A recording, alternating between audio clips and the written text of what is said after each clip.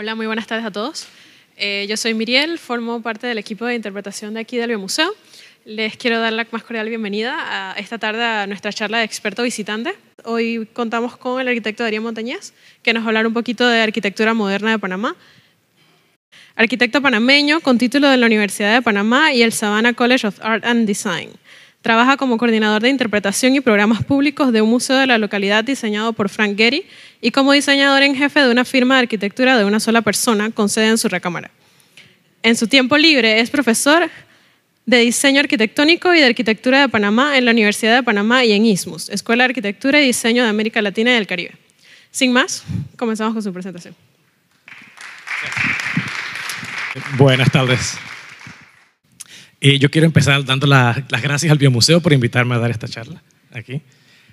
Bueno, esta es una presentación que yo preparé para el simposio de arquitecturas modernas que se hizo en Costa Rica hace un par de semanas, organizada por Hans Siebelins, que es un curador de arquitectura de muchísimo renombre, y la Universidad Veritas en San José.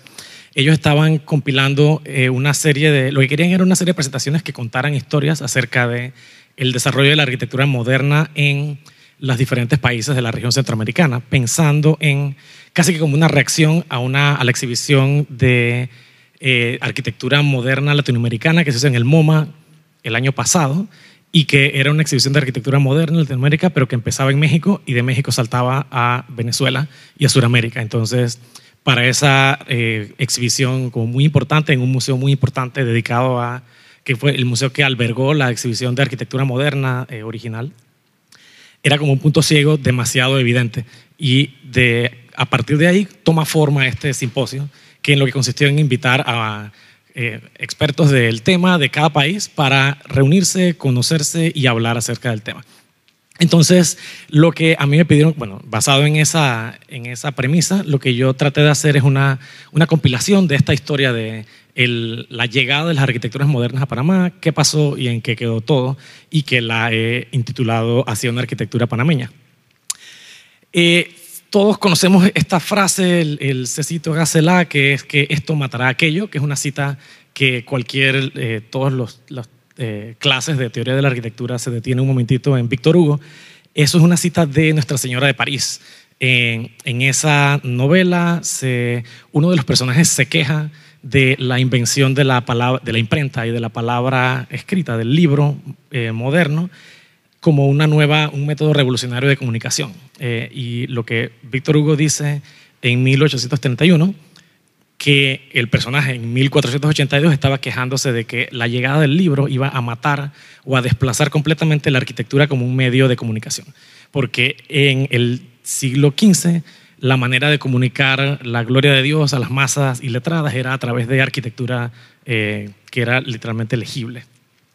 Entonces, esa frase puede verse como el decir que lo nuevo va a matar lo viejo, va a sustituirlo completamente y va a presentar como una nueva manera de hacer las cosas.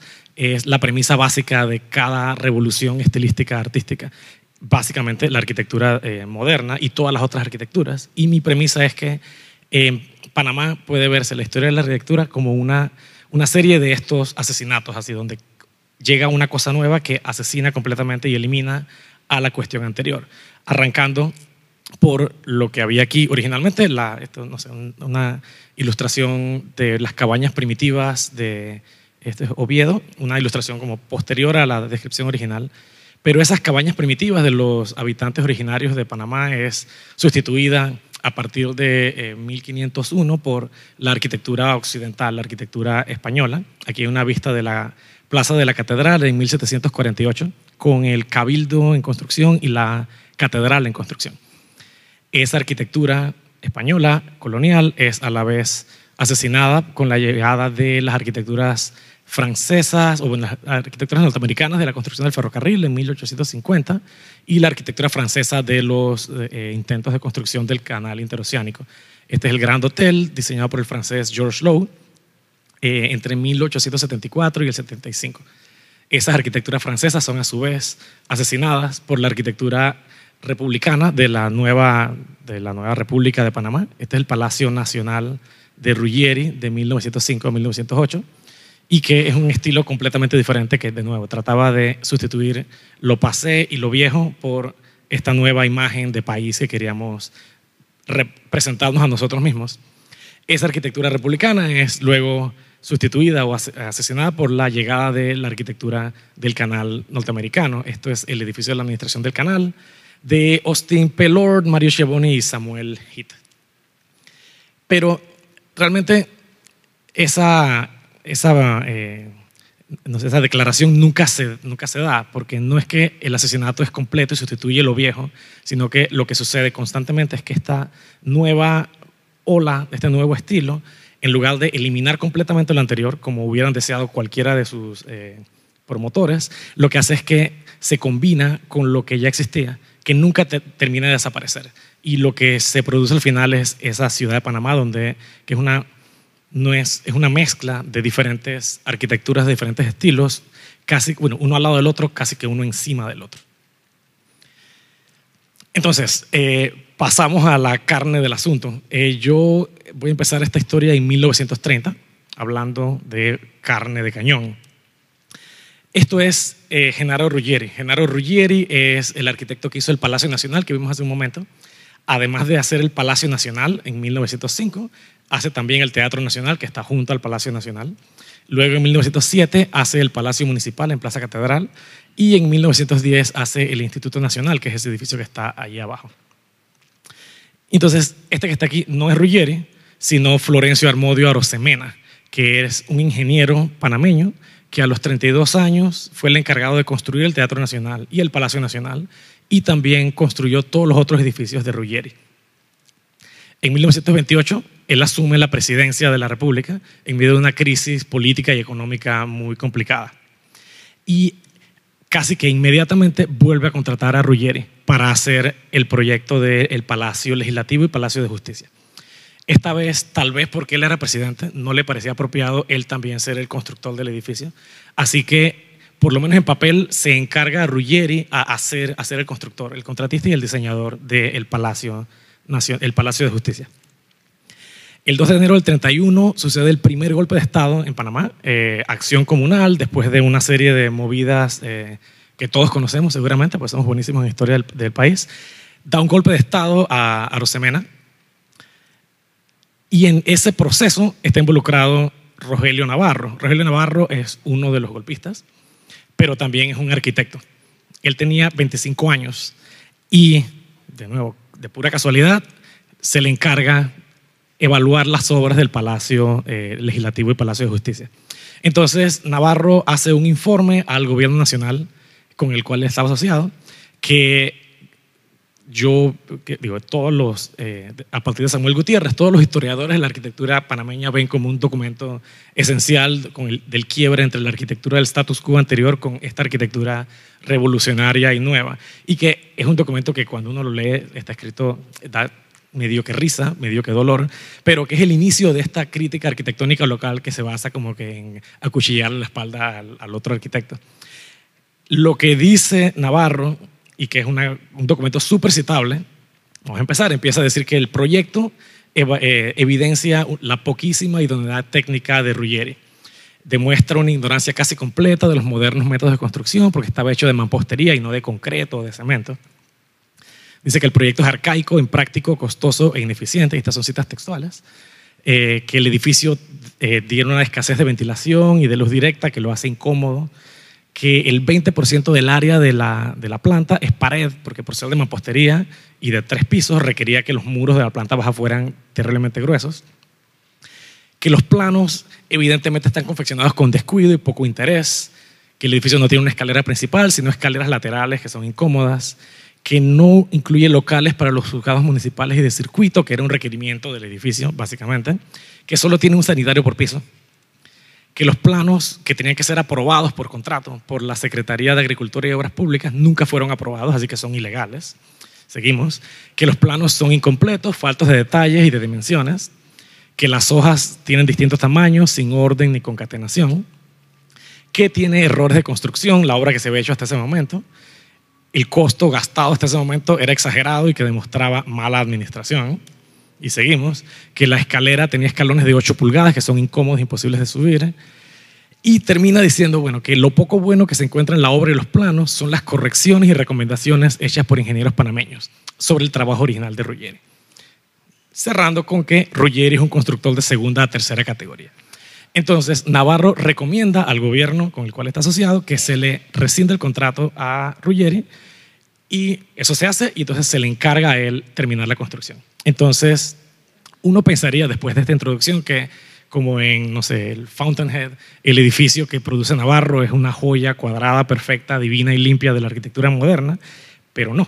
El Palacio de Justicia es el que todos conocemos en la Plaza de Francia, que si bien es bastante más austero que el proyecto original de Ruggeri, todavía está, para un ojo no entrenado, eso es exactamente igual que lo que hacía Ruggeri.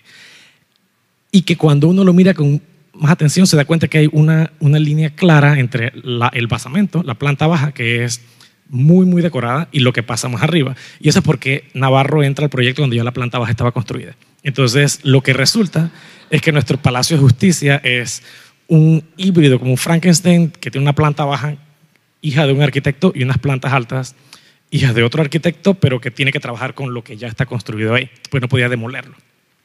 Entonces, Navarro, después de hacer esta, que es probablemente su primera obra en el país, empieza a hacer otros edificios donde sí se siente una conexión más directa con lo que está pasando en el mundo contemporáneo afuera de Panamá. Este es el Mercado Avenida A, que todavía queda ahí, que fue oficina de Odebrecht o de la Cinta Costera 3 un momento, y creo que ahora es algo como un semicuartel de policía. Esto es del 32 o el 35, no se sabe con mucha claridad. Como mucha de la historia de la arquitectura panameña está como perdida en las nieblas de la historia. Y este es el cuartel central de la policía del 34 al 35. Estos dos edificios si bien no son edificios modernistas cuadrados como corbusianos o hijos de Gropius, son edificios que por sus líneas horizontales y líneas curvas, alero muy grande, ventana corrida, son lo que algunos llaman streamline, que es como esta arquitectura proto-art deco que tiende al horizontal. Más adelante, después de estos otros, que son los edificios que uno ve siempre de Navarro y el Navarro que uno recuerda, Navarro también hizo la iglesia de Cristo Rey en el 35, que es un edificio bellavistino, ornamentado como haciendo venias a la arquitectura neocolonial, y llega a hacer experimentos tan puramente neocoloniales como esto, que es la residencia de Pablo Otón en Bellavista, que yo creo que eso está demolido. Esta es la residencia del propio Navarro. Entonces, yo creo que la manera más fácil de ver qué es lo que un arquitecto de verdad querría hacer es cuando se tiene a sí mismo como cliente. Entonces, esta casa, que era en Altos del Golf, que yo creo que también está demolida, se nota una diferencia marcada con la arquitectura neocolonial que hacía para sus clientes, sea la Iglesia Católica o el señor Otón. Aquí las paredes están desprovistas de ornamento, las ventanas son amplias y tienen persianas de madera, y hay un gran techo de tejas con mucho alero alrededor. Esto se parece un poquito como al edificio de la Administración del Canal. Es una arquitectura que, al igual que la canalera en su momento, toma las condiciones climáticas, la despoja de toda ornamentación y produce una pieza que es mucho más consistente con seguramente lo que él querría poder hacer en todo momento. Durante la década del 40 empieza la segunda ola de llegada de arquitectos panameños educados afuera. Navarro había estudiado en la Universidad de Virginia. Él se graduó en el 27, creo que dice ahí. En el 41, Ricardo Bermúdez regresa a Panamá, graduado de la Universidad del Sur de California. Eso es en el 41. Guillermo de Roux se gradúa de la Universidad de Virginia, hace una maestría en Yale y regresa a Panamá en el 45. Y tenemos también a Octavio Méndez Guardia, que se gradúa de la Universidad de Illinois en el 40, estudia entonces en Harvard en el 43 y regresa a Panamá. Entonces, estas cuatro personas, Navarro, que ya vimos, de Roux, Bermúdez y Méndez Guardia, cuyos nombres seguramente todos conocen, encuentran un Panamá donde se está construyendo cosas así.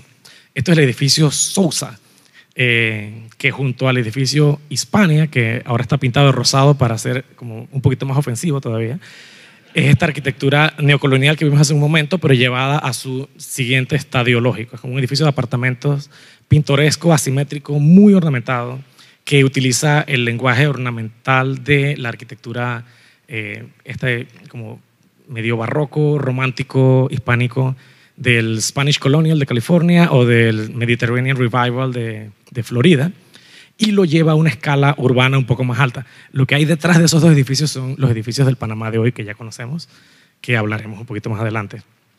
Entonces, estos dos edificios los diseñó el arquitecto húngaro Gustav Schey y el norteamericano James C. Wright, y era la arquitectura que se hacía en Panamá en ese momento. A ello reacciona Ricardo Bermúdez redactando un ensayo muy, muy sabroso de leer que se llama Arquitectura Viva. Esto es del 44 y entonces vamos a seguir la lectura. Dice: muchas de las cosas que se hacen en el mundo son resabios de los siglos pasados, porque el arquitecto sigue claudicando, cediendo al capricho profano que exige despiadadamente ilógicos monumentos a su orgullo y su ignorancia.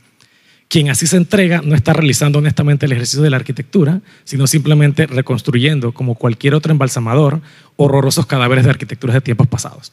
Entonces, a él evidentemente no le gustaba la arquitectura historicista.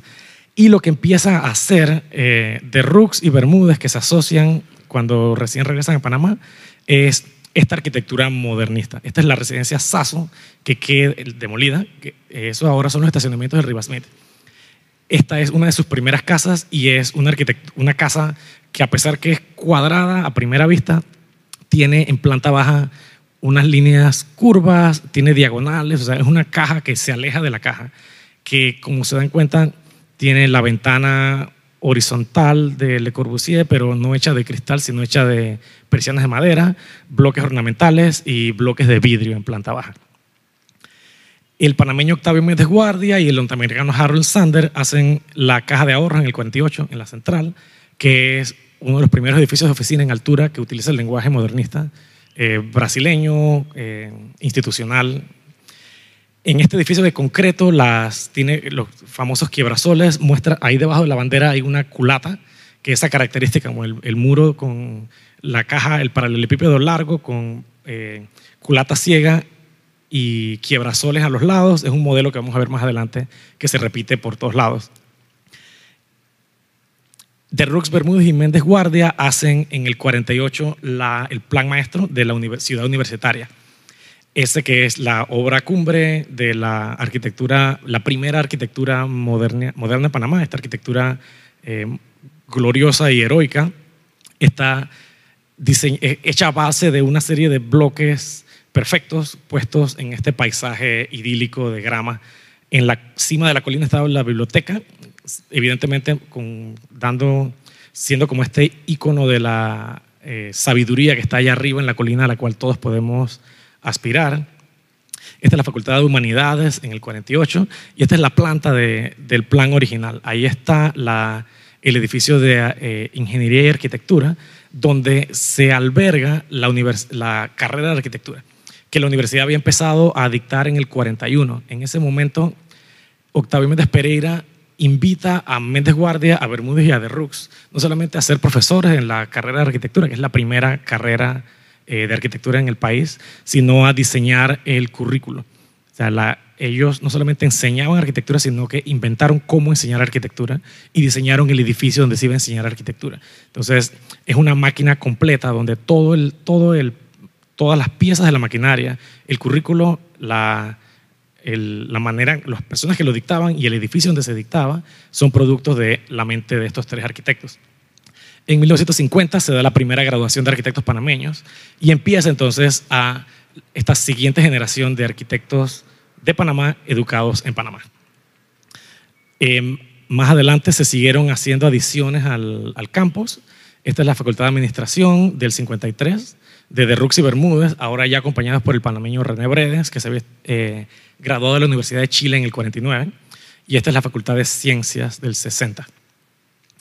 Esos edificios que son institucionales, universitarios, utilizan un lenguaje que Derrux, Bermúdez y Bredes también transfieren a proyectos residenciales. Esta es la residencia Fábrega, que es una casa en La Cresta, que creo que también está demolida. Esta es una casa que parece un edificio de apartamentos porque Ignacio Fábrega vivía con sus padres y con sus hijos. Entonces eran como 3 casas en una. y funciona, el terreno era súper inclinado como los terrenos de la cresta y funcionaba básicamente como un nivel para cada apartamento.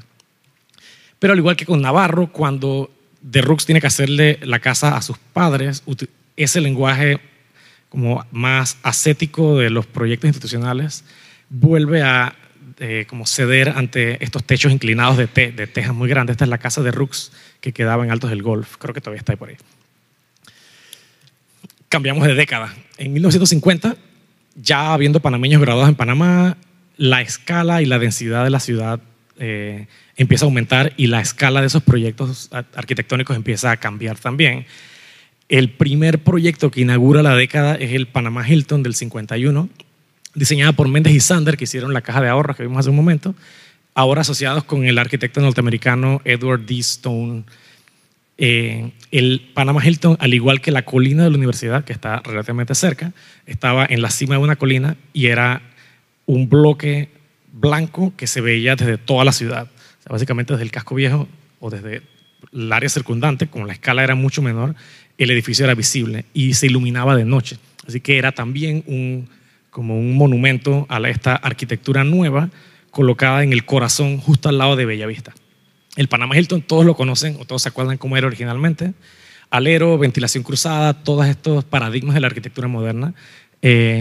Culata ciega y el paralelepípedo largo con fachadas abiertas de un lado y fachadas cerradas. Por lo menos nominalmente, o la excusa era que eso era dirigido al este y al oeste para protegerse del sol. Y ese lenguaje o esa estética es la que aplica de Rux, Bermúdez y Brenes. Este es el edificio I.L. Maduro Hermanos del 49, que es como un hotel para más chiquito, como me han dicho recientemente. Ellos también hacen el edificio Urracá, al lado del Parque Urracá, y el edificio de los hermanos Mota del 58. Estos edificios todos son una modificación de la caja, el paralelepípedo con culata ciega, pero que en realidad cuando uno lo ve en planta y ve la orientación del norte, se nota que la culata ciega no está puesta siempre al este y al oeste, como en teoría debe estar, o con la excusa, sino orientado según está el lote o para lograr una vista más dramática. Entonces, se empieza a notar ese paradigma de la arquitectura moderna hecha para adaptarse a las condiciones climáticas del lote, en realidad cediendo a simplemente una imagen, o sea, lograr una visión, la vista más sexy del edificio. En el campo institucional, esto es el Palacio Legislativo del 56, del panameño Ernesto de la Guardia III, que se graduó en Cornell en el 49. Esto es lo más cercano que tuvo Panamá a un centro cívico, que viendo lo que pasó en Centroamérica, todas las ciudades de Centroamérica en esta época empiezan a tener una ciudad universitaria modernista. Hay reconstrucciones de los centros para construir estas sedes estatales, legislativo, judicial o ejecutivo. En Panamá eso nunca se termina de dar, pero hay este primer pedacito nada más, el legislativo. Y tenemos entonces el Hospital de la Caja del Seguro Social del 62, que también está al lado de la universidad y cerca del Panamá. Esto es el panameño Carlos Fábrega. Ese proyecto utilizó o contrató como consultores a Oscar Niemeyer y Helio Uchoa. Así que esto es un medio Oscar Niemeyer que tenemos en Panamá. En el 60 cambia la década y puede uno notar un cambio de esas como líneas mucho más ascéticas de la década anterior para desarrollar un lenguaje un poco más exuberante, haciendo eco a lo que realmente está pasando en el resto del mundo en este momento también. El Le Corbusier mismo hace eso. Y la obra que arranca la década, uno puede como considerar al arquitecto Calvin Stempel. Calvin Stempel trabajó con Frank Lloyd Wright famosamente entre el 48 y el 50 y se graduó en Stanford en el 51. Esto es el edificio de apartamentos de Gloria Altamirano del 58 en la Cresta, que está ahí todavía, y el edificio Atalaya del 63. El edificio Atalaya es el primer edificio de apartamentos para el cual se hizo la ley de propiedad horizontal. Entonces toda esta idea de comprar un porcentaje, un pedazo pequeño del lote y un poco de aire arriba de ese lote se empieza a reglamentar a partir de este momento. Así que el Atalaya es el tatarabuelo de todas las torres que tenemos en Panamá. Stempel se caracteriza por un regreso de la ornamentación bastante más geométrica ornamento aplicado, como hacía el mismo Wright famosamente. También de esta época es el trabajo del húngaro Schey, que vimos hace un momento en los edificios del Parque Urraca, ahora asociado con el panameño Richard Holzer, que se graduó como parte de esa primera generación de arquitectos panameños de la Universidad de Panamá en el 50. Este es el edificio Tarraco, que queda en Caledonia, está ahí todavía. Y esto es el edificio Grobman, que está muy diferente ahora. Ambos ya no son, evidentemente la planta es diferente a la planta cuadrada, ortogonal de los edificios de la década anterior, sino que empieza a notarse ya un trabajo que incorpora la línea curva, haciendo de nuevo eco de lo que está pasando con la arquitectura moderna en el resto del mundo, de la iglesia de San Antonio de Padua del 66, también de Schey y Holzer. Luego, 70, 80, yo prefiero poner la raya ahí y no hablar de eso todavía, y cerrar con un pequeño epílogo que de nuevo se llama Cecito Gacelá. No sé si, bueno, esta es la avenida central, y se acuerdan, eso que está ahí marcado en rojo es nuestro edificio de la Caja de Ahorros del 48. La Caja de Ahorros, esa era la sede de la Caja de Ahorros y fue la sede de la Caja de Ahorros por mucho tiempo. De pronto, en el 2007, la Caja de Ahorros anuncia o contrata una consultoría para hacer los trabajos de demolición y construcción de la sede en la avenida central. Y la descripción de ese trabajo, y que es citado ahí lo publicado en Panamá Compra, dice: el trabajo consiste en las actividades relacionadas con la demolición del edificio que albergaba la sucursal de la Caja de Ahorros Séptima Central y la construcción de uno nuevo. Entonces habla de demoler y habla de construir. Nótese que no habla nada de diseñar. O sea, tú demueles y tú construyes algo. Entonces, luego de averiguar cuánto costaba demolerlo, se produce un pliego de cargos que se publica para hacer ese trabajo. Eso se publica el 29 de febrero del 2007 con un precio de referencia de un poquito más de $1 millón. El proceso se declara desierto. Luego se hace una reevaluación del precio de referencia que sube a 1.2 millones el 22 de mayo, luego se declara desierto de nuevo. El 29 de agosto se vuelve a publicar ajustando el precio de referencia a casi 2 millones, 1.9 millones. Ese pliego sí recibe 2 propuestas. Esas 2 propuestas son evaluadas, se decide que el equipo que había propuesto el precio más bajo no cumplía los requerimientos que establecía el pliego de cargos, así que se adjudica a la otra empresa, que lo que había cotizado era casi $2 millones. Entonces, lo que en el 48 era así, en el 2008 queda así, se demuele el edificio. Y de nuevo, esto es un edificio modernista, ya medio pasé, y una compañía de arquitectos panameños se ha ganado una cotización para hacer un edificio nuevo ahí, reemplazar ese edificio importantísimo. Así que uno imaginaría que lo que iba a aparecer es una joya de la arquitectura contemporánea, pero lo que aparece es esto, que es lo que tenemos ahí, inaugurada en el 2013 y anunciada con bombos y platillos por la Caja de Ahorros, que estaba en ese momento mudándose a un edificio nuevo. Su sede queda ahora en la Vía España. Y el edificio que antes era la sede se convierte simplemente en una sucursal. Así que no necesitaba espacio de oficina y probablemente por eso es que se demolió. Pero lo que es más bonito, que ahí no se puede leer, es que aquí dice que la estrategia de mercado trazada contempló también la mudanza y remodelación de diversas sucursales, ello con la finalidad de ofrecer a nuestros clientes espacios amplios, cómodos y modernos. Entonces, esa es la palabra, modernos. Entonces, básicamente, el punto es que esa arquitectura moderna, esa palabra moderna, es una palabra que no significa nada y que eso que está ahí es moderno, igual que esto que está aquí es moderno. Entonces, esto es el fin. Esto es el fin. O sea, la arquitectura panameña es eso que está ahí. Y de hecho, los arquitectos que hicieron esa Caja de Ahorros son los arquitectos que hacen estas cosas que están saliendo por ahí arriba. Entonces, un fin, ahí estamos ahorita, pero yo creo que lo importante es simplemente pensar para dónde estamos yendo, esa palabra moderno, qué significa, esa palabra que justifica hacer cualquier cosa, por qué se utiliza así sin ton ni son y qué podemos hacer nosotros para defender o para, si nos parece importante, tratar de preservar esa arquitectura de hace 60 años, que a diferencia de la de hace 120 años, no está ornamentada, así que no es tan bonita, o sea, no es tan nice. Entonces, es una pregunta muy importante, una situación que no es única de Panamá. La arquitectura moderna está enfrentando esos retos en todo el mundo. Es un problema de relaciones públicas, básicamente. Entonces, ¿qué podemos hacer nosotros para convertirnos en parte de la solución y no parte del problema? Y entonces, para terminar, yo quería cerrar haciéndole un pequeño homenaje mudo a mi profesor Eduardo Tejera Davis, que pasó a mejor vida hace un par de meses. Así que muchas gracias por estar aquí. Cualquier pregunta, estamos a la orden.